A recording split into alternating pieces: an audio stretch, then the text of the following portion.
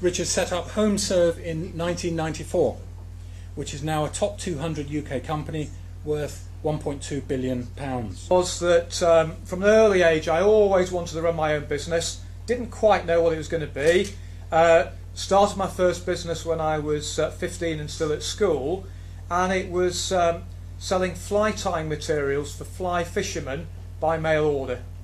And I hated fishing, too boring, but thought there was an opportunity and a gap in the market for people to tie their own flies and supplying the hooks and all the things required to do that. So that was set up. I knew the business when I arrived at Wentworth College, York University.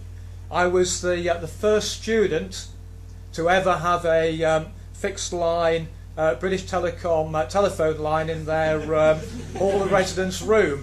And I remember it was £39 fixed fee, and BT had to run a cable for 1¼ miles, and it cost them several £1000s to do it. But so I was proud about that. I wouldn't have needed it had this facility been here in those days.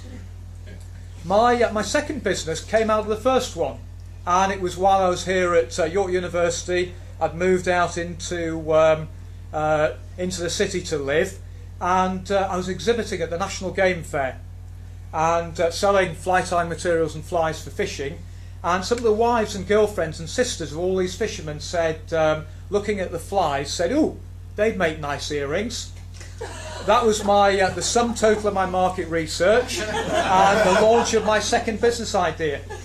And I'd originally decided that we'd call the earring business Danglers, and I did get a bit of consultancy help, and somebody said that infers something unseemly and organic, so instead we called the business Hookers, which I think is probably worse.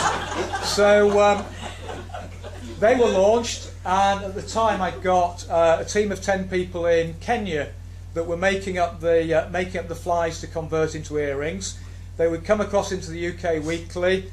They would arrive here at York University and then have a team of outworkers, mainly housewives, that would cut off the end of the hook, put a kidney wire on, put these earrings into little plastic bags, put the hooker's label on, and sold them in hair salons, because I thought, where do teenagers go to where spending £2 on a pair of earrings? Well, hair salons. Who can I get to sell them? Hairdressing reps that go around and sell shampoos, and did a big PR campaign, and were on every national newspaper, every TV and radio programme, roaring success for about 6 months, and then the fashion died out, which was self-fulfilling, and on to the next idea.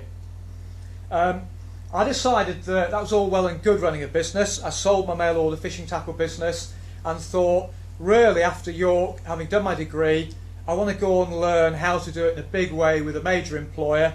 Joined Procter & Gamble, and marketing, very liquid, that's why my hands are so soft, and did that for 3 years, did my brand management, sold Christmas trees in the meantime, and launched a national student magazine, distributed at York and through every university, through every major news agent in the country in 1987. And worked pretty well, but it was a sort of one-off exercise.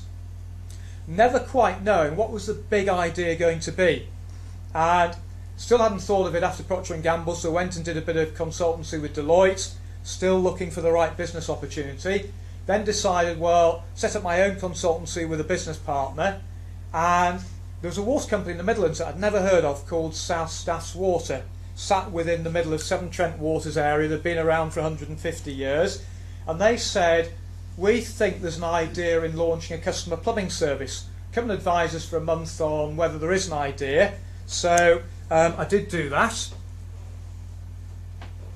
Wrote a 5-year business plan, which I don't believe in, because 3 years is the maximum, and probably it's not relevant for more than a year for a start-up business, because it's bound to change. My business plan said, set up the service in the way that British Gas offer boiler breakdown cover. Sell it via direct mail, brand it as a water company, and £40 if you have a plumbing or drainage emergency as an annual membership fee. And the business will make £1 million after year 5, and it'll break even year 1. Didn't break even in year 1, it lost £500,000. the waste company nearly declared a rights issue because I said, we'll do a joint venture, we'll set it up, you'll need a £100,000 investment. And when they'd invested £600,000 in the business after the first year, they thought, what are we doing? Fortunately, the light was at the end of the tunnel. We'd done the direct marketing of the insurance products, and we got a 3.8% take-up from 1,000 leaflets that we sent out. And for direct marketing, financial services, fantastic take-up, and I knew at that stage the business was going to work. And after 5 years, instead of the £1 million profit, it was making 7.2 million. And 13 years in, last year, we made £54 million. So, as effectively the AA for home emergencies, and working for household insurers, but selling a branded product through most waste companies, appliance manufacturers, household insurers. And as Tony said, operating beyond the UK now. So, what have I learnt? I think there are some useful lessons if I look back, and we're far from finished. I feel like I've only just started the business and there's lots of growth still to come. But the learning so far is it's not just about spotting the gap in the market and having the idea. Lots of people have ideas. The big thing is, how do you make it happen? Second one is, stick with it. How many entrepreneurs and small businesses walk away because it wasn't as they envisaged? And I could easily have walked away from a £500,000 loss and said, recession, blame somebody else, I tried. If you really believe in something, then you'll stick with it and you'll make it happen. And too many people walk away too early. So my message is, if you really believe in it, you will make it happen. Third one is, hire great people. Homserve is one of the few businesses I know where we have 2 full-time headhunters on the payroll just going out and recruiting senior management. I mean